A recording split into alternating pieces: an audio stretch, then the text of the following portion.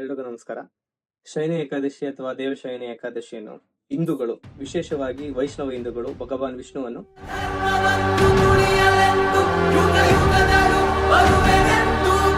ಸರ್ವೋಚ್ಚ ದೇವರೆಂದು ಪರಿಗಣಿಸುವ ಎಲ್ಲಾ ಏಕಾದಶಿ ದಿನಗಳಲ್ಲಿ ಅತ್ಯಂತ ಪವಿತ್ರವೆಂದು ಪರಿಗಣಿಸಲಾಗುತ್ತದೆ. ಈ ಏಕಾದಶಿಯು ಭಾರತೀಯ ಚಂದ್ರನ ಕ್ಯಾಲೆಂಡರ್ನ ಆಷಾಢ ಮಾಸದಲ್ಲಿ ಚಂದ್ರನ ಶುಕ್ಲ ಪಕ್ಷ ಹಂತದಲ್ಲಿ ಏಕಾದಶಿ ತಿಥಿಯಲ್ಲಿ ಬರುತ್ತದೆ. ಈ ಕಾರಣಕ್ಕಾಗಿ ಶಯನಿ ಏಕಾದಶಿಯನ್ನು ಆಷಾಢಿ ಏಕಾದಶಿ ಎಂದು ಕರೆಯುತ್ತಾರೆ. ಇದು ಈ ಏಕಾದಶಿಯ ಅತ್ಯಂತ ವ್ಯಾಪಕವಾಗಿ ಅಂಗೀಕರಿಸಲ್ಪಟ್ಟ ಹೆಸರುಗಳಲ್ಲಿ ಒಂದಾಗಿದೆ.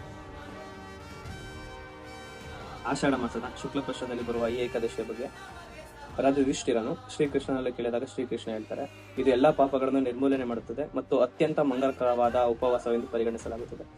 ಆಷಾಢ ಶುಕ್ಲ ಪಕ್ಷದ ಶಯನಿ ಏಕಾದಶಿಯ ದಿನದಂದು ವಿಷ್ಣುವನ್ನು ಕಮಲದ ಹೂಗಳಿಂದ ಪೂಜಿಸುವ ಮತ್ತು ಏಕಾದಶಿ ಎಂದು ಅತ್ಯುತ್ತಮವಾದ ಉಪವಾಸವನ್ನು ಮಾಡುವವರು ಎಲ್ಲಾ ಮೂರು ಲೋಕಗಳನ್ನು ಮತ್ತು ಎಲ್ಲಾ ಮೂರು ಶಾಶ್ವತ ದೇವತೆ